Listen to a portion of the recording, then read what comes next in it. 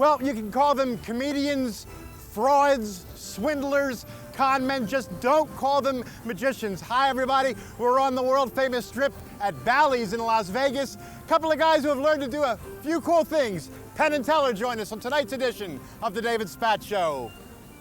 From Atlantic City, welcome to The David Spatz Show. Brought to you by Merv Griffin's Resorts.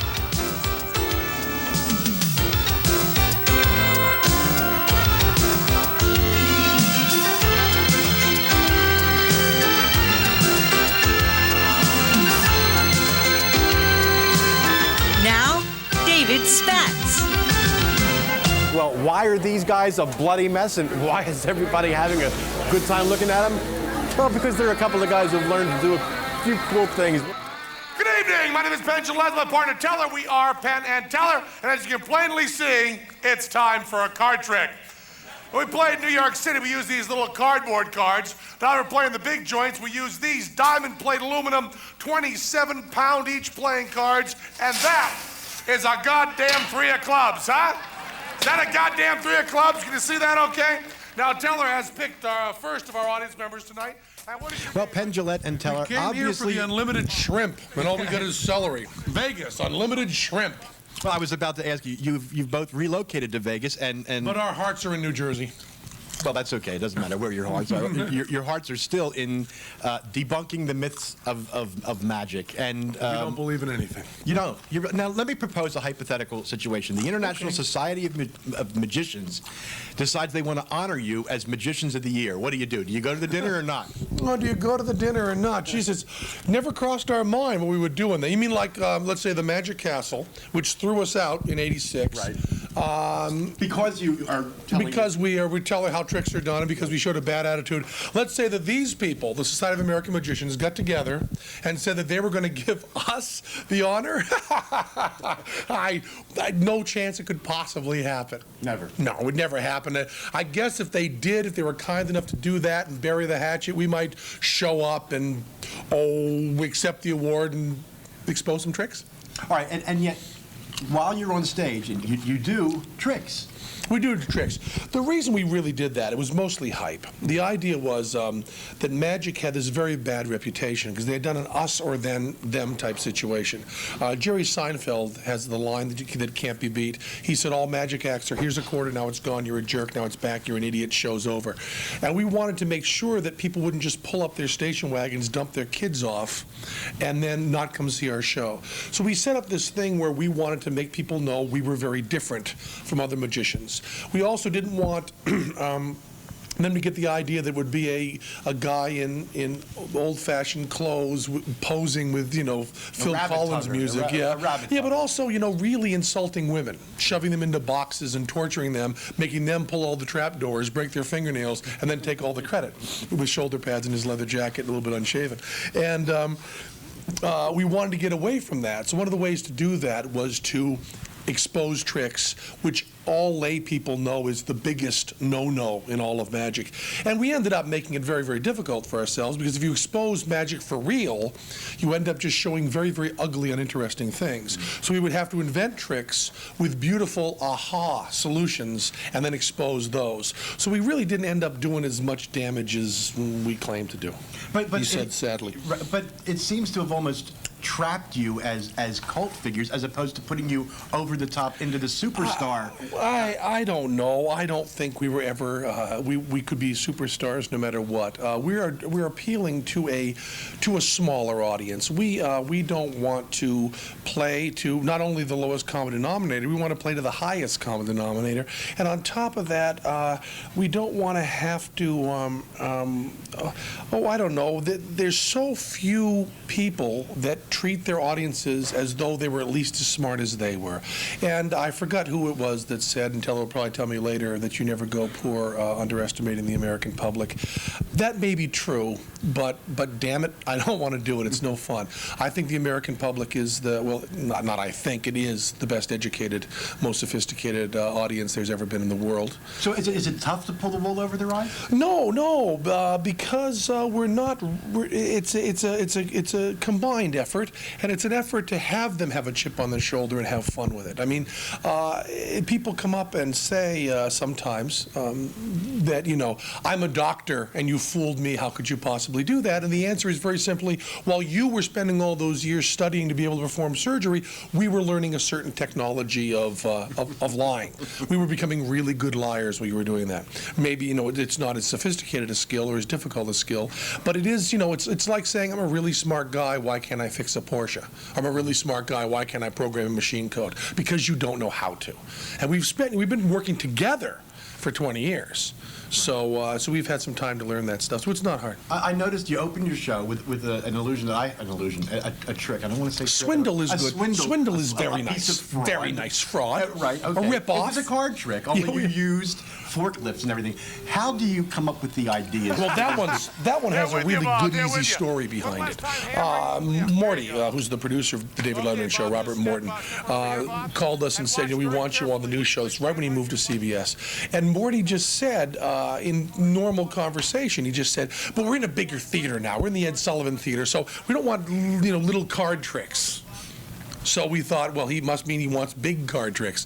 So we talked about it, and it kind of just sprang full-blown from that conversation. We hung up with Morty, and 3 hours later, we had the bare bones. You know, actually 3 months later, we could do it. How long does it take from the time you come up with the idea to the time you can put it into the act? So much longer than you think. We're so much worse than you think. You probably think that we get an idea and can just put it on stage. We don't have a brain in our head. We have the best crew that ever walked the face of the earth, sitting over there, and they help us do this stuff. And even with their brains, we still have to build everything 3 times, and then bits don't work. I mean, the forklift was what, 3 months, I guess. You know, every day driving out to Jersey, going into a warehouse and driving forklifts. You know, there's no way to fake that. We had to learn how to operate forklifts, and it gives you a lot of respect for people in other fields. Have there ever been any tricks you've come up with, or swindles that you've come up with that you haven't been able to put into the act? Well, you know, one of the things that you develop,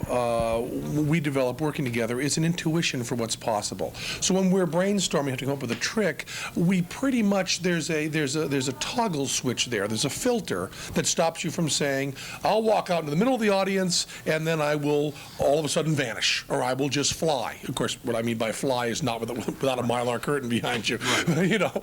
But you just have an idea that certain things are possible and impossible. So that censorship happens so quickly, it doesn't even get said out loud. I noticed also at the beginning of the show, you made some fleeting reference to your colleagues across the street, Siegfried and Sigmund and Leroy. Sigmund and Leroy. Now, you people probably know that Las Vegas, Nevada is the magic capital of the free world. And I don't know if you're seeing any other magic shows while you're here, but if you happen to wander into our Aryan brothers across the street, Sigmund and Leroy, you might be interested to note that these are the same make and model forklifts that Siegfried and Roy use in their show, the exact same forklifts. However, they don't paint theirs blue and show off with them. Rather, they paint theirs black, staple an endangered species to the front of it, and then tell each other you can't see them. But, and on the same forklifts, here's what we do with ours. Ladies and gentlemen, Penn Teller proudly presents Sigmund and Leroy. What do you think of them as performers? It's very, very funny because there are probably tens of thousands of musicians that the average person can name. And consequently, with that big field, nobody would ever walk up to Flea and the Red Hot Chili Peppers and go, what's this thing with you and Bach? You know, what's going on with Bach? Or you wouldn't walk up to Tom Jones and say, what do you think of Primus? Is a lot of competition you and Primus? Is that going on there? You just wouldn't do that. And yet in magic there are, even if you count dead ones, there are probably a dozen. That you know more, but probably the average person can name about a dozen. So consequently you end up with questions that are as weird as asking Primus what they think of Liberace. You know, whether Primus likes Liberace or not might be an interesting question, but it doesn't impact very much on what they do. So all of that being said, said, I enjoy Siegfried and Roy's show. I'm the only one I know that does. Teller and I both go and kind of like it. It doesn't strike me as magic. It strikes me as a glitzy tractor pull. You know, it's a lot of big machinery being pushed around by Germans, and that's always been entertaining. Watch the Discovery Channel sometime. But it doesn't strike me as the kind of thing I want to do. But in no way bad. You know, they're doing a fine thing. People enjoy the show. I don't know how much you want to see, you know, mutant wildlife that's really not viable, that's cross-eyed, but, you know, imagine me with white fur. Ladies and gentlemen, Penn Teller proudly present the world's largest shuffle. There it is. You may see better, but you sure as hell won't see bigger. There it is right there. Now I'm going to shore them up with the same carefulness of a sleight of hand performer. We will shore the cards up. Now, as they always do in magic acts, Bob, let me recap and tell you things you already know. You picked a card out of the center of the deck. Is that right, Bob? You spray painted your name across the top. Is that right, Bob? And then you've watched us lose the card completely in the deck. We shuffled that card and made sure that it was completely and utterly lost in the deck. You have no idea where that card is, nor could we. Now, Bob, begin concentrating on the card right now. Stand where you are, but concentrate. Out from the wings comes Andre Boulay, our Canadian carpenter from Nova Scotia, with a very Rube Goldberg-type device. I pull the forklift in the perfect position. Teller pulls out a pocket handkerchief, which he uses to cover the deck. Now, ladies and gentlemen, you may not believe what you see next, because Bob has that card hidden in the deck. Teller rises above the deck of cards, and his faithful assistant, Penn, pulls the forklift perfectly into position. Do you have role models as magicians, any past or present? The most important, not only person in magic, but the most important person in our lives is Amazing Randy, James Randy, who, if it were not for James Randy, there would not be a Penn Teller. It's just as simple as that. Randy, I was very disillusioned by horrible, evil rip-off artists like Kreskin. Mm-hmm. And you made that, you know, very clear tonight on stage. Yeah, I was very disillusioned as a kid. Mm-hmm. And Randy, along with Teller, but Randy came along and said that you could, within theater, within show business, you could lie and it was okay.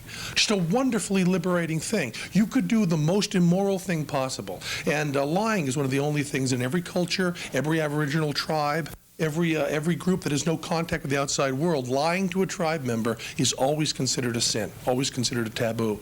And here is a way in theater where you can do that. And Randy made that very clear, that we could do stuff like giving the impression of reading minds and not have to do something evil. I mean, and there's nothing that's more evil than lying to people about their universe, even if you fooled yourself. Even the New Age people who have bamboozled themselves, then go passing it on, that's still evil.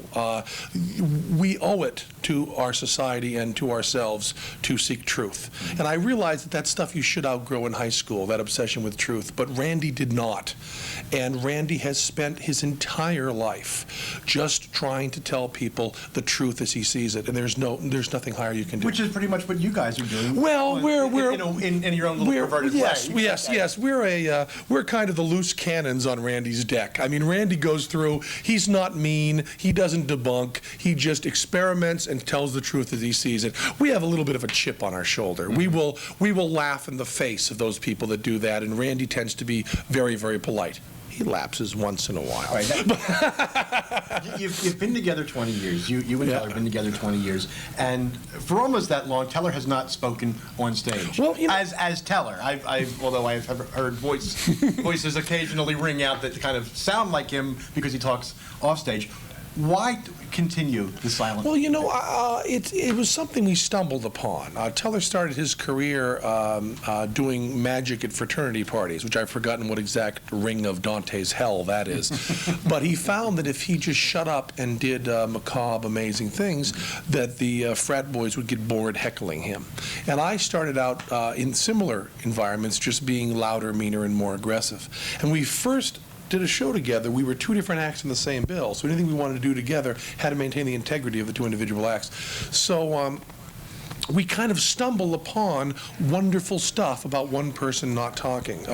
We're talking to Tommy Smothers about this, and Tommy Smothers said, every two-person act, Smothers Brothers, Abbott and Costello, Laurel and Hardy, even it doesn't have to be two-person, even Three Stooges, Marx Brothers, the action is turned in. If you watch the stage, they're talking to each other, or they cheated a little bit to camera and talk this way. And what that allowed us to do, and we did not think of this, but it allowed us to play it entirely front and entirely toward the audience. And it allowed us to really explore what used to be called partnership and trust and is now called codependence. A real team that was able to do stuff that was greater than the individuals. And it allowed us to act as one person. And one thing I love about the show is that we don't really address each other. There's occasionally a look, there's occasionally a reference, but there's never like, we're going to have intermission now. My aunt went to intermission once. Well, where's your aunt from? She's, you don't have to do that. And like Rowan and Martin are, you watch the old Laugh-In things, they're the perfect example of everything has to be a bit. And it's not because they want to do a bit there, you just can't do anything just the quickest way. So we discovered all these wonderful things, and it works for us. And the great thing is that Teller does talk on stage occasionally, right, and people like it so much that they pretend he doesn't. Mm-hmm. So even if Teller were to go out and do 2 minutes of speaking, which he has done, after the show they'll go, why don't you ever let the little guy talk? Why don't you let him talk? So people seem to like it, and it allows us also to do things that two talking people couldn't do. We put Teller in a tank of water, we hang him upside down. You'd be uncomfortable with a person that you'd heard carrying on talking, not talking for that long. And then you'd have to do, 5 minutes before and after it. And we can just do it. In the context of comedy, because what you do is as much comedy as it is illusion, are you the straight man and Teller the comic, or are the roles intertwined? That's a really, really hard question, and it kind of comes down again to what I was saying about not interacting. That's not really. It's a question I can't answer, because it's kind of like asking anyone who doesn't act straight front, are they a straight man or are they the comic? And the answer comes back, they're kind of both. Right. When you're addressing the audience in a certain way, you can be setting them up, and we don't really do that. I mean, if people were to have seen us a couple times and do a caricature of us, it's the big guy beating up the little guy, and in that way, I guess I am the straight man and Teller's the comic, but because we work in such odd combinations, I sometimes come around to being the comic, in the solo numbers, and I also, in a lot of the speaking, I just have jokes that you wouldn't normally give to a straight man.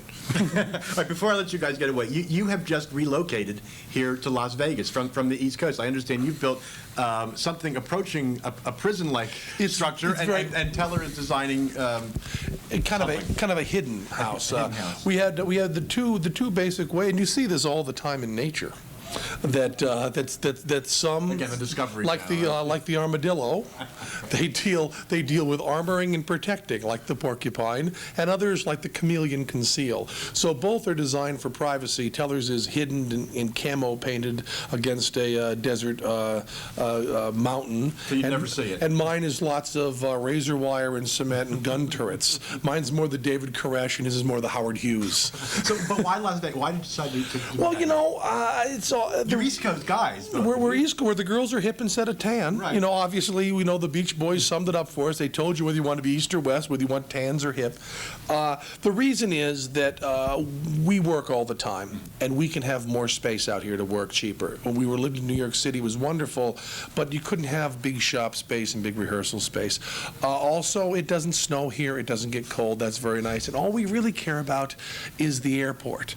And to be perfectly honest, as long as there's no Vegas people around here, it doesn't matter that much where we live, because we're on the road half the year. So even if you hate the place you're in, you're going to be going, God knows where. I mean, we were up in Alaska, for Christ's sake. So if you're sick of the desert, all your ass to Alaska. Hey, Penn Teller. Thanks a lot. Thanks so much, Teller. Continued success. Concentrate, Bob, concentrate, because without so much as touching the deck, Teller will make that card mysteriously rise from the center of the deck. And Bob, the 8 of clubs, is that your card, Bob? The 8 of clubs. Thank you so much, Bob. Please watch your step here, Bob. Right over here. The 8 of clubs, and that's Bob. Now, I got to tell you something. Well, for you regular viewers, you know that for 3 out of the past 4 weeks, we've been originating the show from Las Vegas, Nevada. If you're not a regular viewer, then get with the program. It's been a real eye-opening experience for our producer, Jake Glassy, and myself. I've been in Las Vegas twice in my life. The first time was 13 years ago, and this was Jake's first trip to Las Vegas, and absolutely no way you can compare the Las Vegas of 1982 with the Las Vegas of 1995. There is a building boom underway out there in the desert that is second to none anywhere in the world. To compare it to Atlantic City would not be quite fair. Atlantic City does very, very nicely in its own right with the properties that it does have.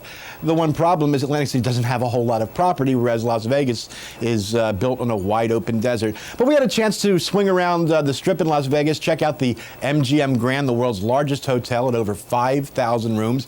Right across the street was the Excalibur. They've got 4,000 rooms. Next to the Excalibur, the Luxor. Both are owned by Circus Circus, incidentally. The Luxor has somewhere around 3,000 rooms. It's shaped like a pyramid. And we were figuring that on that one corner alone between the Excalibur and the MGM Grand, there are more hotel rooms on just that one corner than in all of Atlantic City, which will give you an idea of the way the Las Vegas building boom has been taking off. And while we were out there, we had a chance to check out the bird of Las Vegas. The official bird of Las Vegas is the crane, C-R-A-N-E, because the building boom is not finished yet. They're putting up a hotel right now across the street from the MGM Grand. It's called New York, New York. It's a very interesting building, and there are several other properties going up. The Sands looks to develop about 6,000 hotel rooms over the next few years. So obviously, Las Vegas has not reached its saturation point when it comes to hotel rooms or the gaming market. Atlantic City is going to have to work pretty hard to catch up.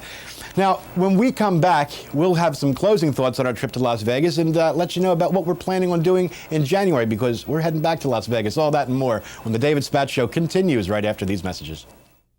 Life is a game, play it at resorts. Life is a game, play it at resorts, dining, shows, the indoors. Life is a game, play it at resorts, dining, shows, the indoor sports. What a place to play, Merv Griffin's Resorts. Life is a game, play it at resorts, dining, shows, the indoor sports. What a place to play, Merv Griffin's Resorts. Legendary tenor Luciano Pavarotti makes his only area appearance May 4th, 1996 at the Atlantic City Convention Center. Pavarotti will give a gala concert which includes Verdi's Requiem along with 200 members of the World Festival Choir accompanied by the New Jersey Symphony. Mr. Pavarotti will also perform arias, duets, trios, and ensembles with selected winners from the 5th Luciano Pavarotti International Voice Competition.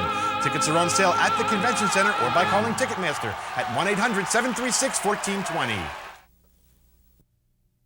Well, before we get to our weekly calendar segment, we have to say thank you, a big thank you, to the folks out at Bally's Las Vegas, specifically Joel Fishman, Vice President of Entertainment out there. He took real good care of us during our first trip to Vegas, and he'll be taking good care of us when we take the show back to Las Vegas the 3rd week in January. We'll be attending the National Association of Television Program Executives Convention. Hope to get some shows out of there. We're going to talk to Regis Philbin while we're out there, too.